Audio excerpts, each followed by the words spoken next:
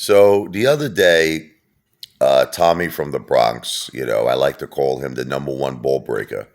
He's like the world heavyweight champion of bull breakers, in my opinion. He was sending me messages, just, basically on my videos, saying that he knows for a fact that Lou owns AMC shares. Okay. What does that mean? Like, how does he know for a fact? Did you personally see them? Did you go visit Lou? Did he show you his portfolio? So I'm not really sure how he knows for a fact, but that's what he said. He goes, "I know for a fact. Why would I lie? Lou owns AMC shares." All right, so I'm just not understanding that, and I'm trying to. Okay, so did he physically show you his portfolio, Tommy? And if that's the case, why only you? What makes you so special? Why not anyone else? Right? Just you? Like, it's like, so in other words, out of what? 80, what, plus thousand subscribers, he picks you.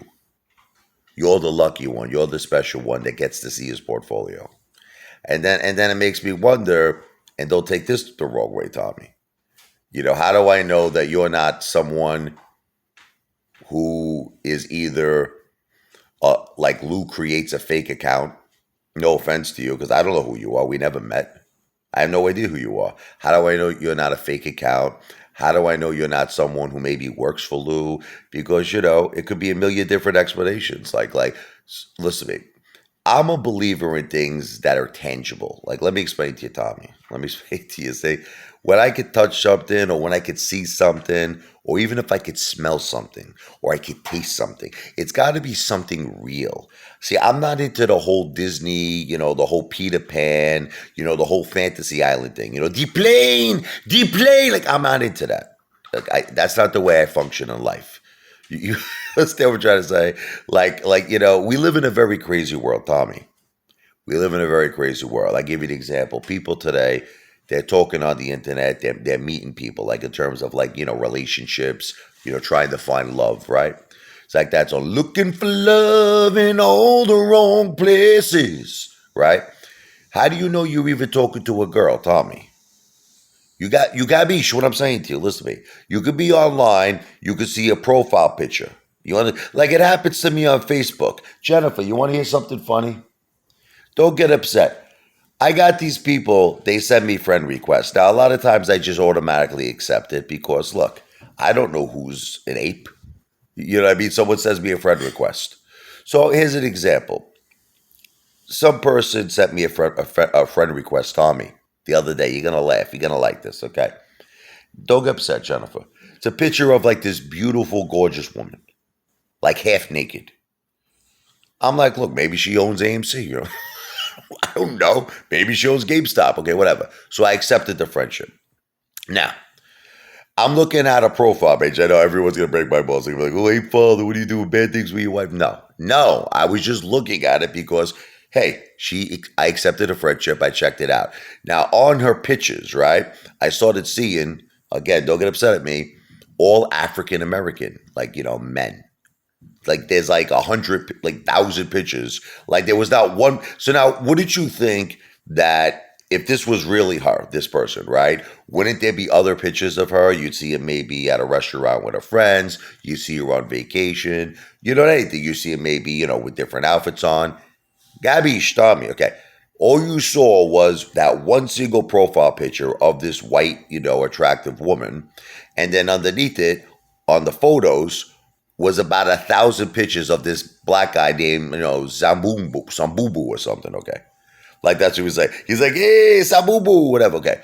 So, it's like, my point is, it doesn't take a rocket scientist. It does not take Sigmund Freud or Albert Einstein. You have to be a genius to figure out that this is not really a woman. Gabish, this is not really a woman, Tommy. This is an African man named Zambutu. Okay, so let me connect the dots of Zeus. I'm thinking of Zambutu in my head. Let me connect the dots with Lou. Lou says he owns 2 Teslas. Where are they? We never seen them before. Lou says he owns a penthouse. Where is it? Never seen it. Okay? Lou says he owns a Porsche that he can't open up the door and put his ass in. He can't sit in the car. Okay. The only thing I know, here are the following things I know. I know that Lou robbed $73,000 from senior citizens. These are all facts. I'm just telling you things I know, Tommy. I'm not trying to cause any problems. I'm telling you what I know for a fact. I know he paid off his restitution based on money he made from the apes. That I know for a fact. I know he lives with his mother because it said it on a court order. It said he has to live with his mother. I know he's under supervision. I know he needs to get permission for everything. To shit, he has to get permission. Okay, everything's got to get permission. But they're probably loving him right now because he paid off his restitution. Unfortunately, like, I look at Lou very similar to Ken Griffin, and I know you're going to get upset. I consider Ken Griffin to be a thief. I consider Lou to be a thief because the money that Lou made was not made honestly. It wasn't, in my opinion. He made money presenting himself out to be something he's not. You know, this Wall Street guru who's got all these, Wall Street connections, and he knows everything about the stock market, and he's some kind of friggin' genius. The guy knows as much about the stock market, are you ready? Listen to me, as I do about friggin' taking apart my toilet bowl after I clog it, taking a gigantic shit from a porterhouse steak I ate. And I don't know nothing about that. I know about eating and I know about releasing, but I don't know about fixing. And gabish, I don't know about fixing. Okay, Lou doesn't know anything about the stock market. Lou's a con man. That's it. Lou's smart. You want to know where Lou's smart? He saw an opportunity where there was this big thing, a lot of excitement, a lot of stake, a lot of sizzle about AMC. Everybody was talking about AMC. He joins the bandwagon. He starts a YouTube channel, okay? And he starts acting like he's friggin' whatever, Warren Buffett. That he's a know-it-all. He's got all the connections, all the tips, everything, right? He built a big following of naive, idiotic people that believed in him. I was one of them. You want me to be honest with you? I was one of them. But at least, see, one thing about the Ape Father is this. I at least eventually wake up and smell the cappuccino. A lot of people, look, do I make mistakes in my life? Am I a perfect person? No, I'm not. I am not a perfect person. But at some point, right, Jen? When I make a mistake, don't I fix it, Jen? Yes. When I make a mistake, don't I learn from it, Jen? Yes, you do. There are some people who never learn from their mistakes. There are some people who just keep making the same mistakes over and over and over again. Okay, say like, hey, you want to hear how I'm fixing my mistakes? You want me to tell you right off the bat? Okay, I see that the stock market is tremendously corrupt. I'm not an idiot. I'm not blind. I could see, okay? I'm not deaf, I could hear. Okay, so what do? I diversify. I have to diversify because this could be going on for a while. Now, I'm not trying to be negative. Do I still have my AMC shares? Yes. I am not going to sell. Are you not? People make me laugh when they say this. They're like, you sold your AMC shares. Why would I sell at an 80% loss, you stupid morons? Why would I do that for? You stole your AMC. Yeah, right. Yeah, I'm gonna lose $155,000. F out of here. What are you, nuts? You crazy psychos. But at the same time, I have to prepare myself that this could be going on for a while. So what I'm doing is diversifying. I'm buying even more gold and silver. I have a very respectable amount. I'm buying Apple. Okay? I'm admitting it to you. Okay? I'm planning on buying another share next week. So I'm going to have 2 shares. Now, I understand that's not a lot, but slowly but surely, if I could do maybe a share a week or maybe a share every 2 weeks, okay?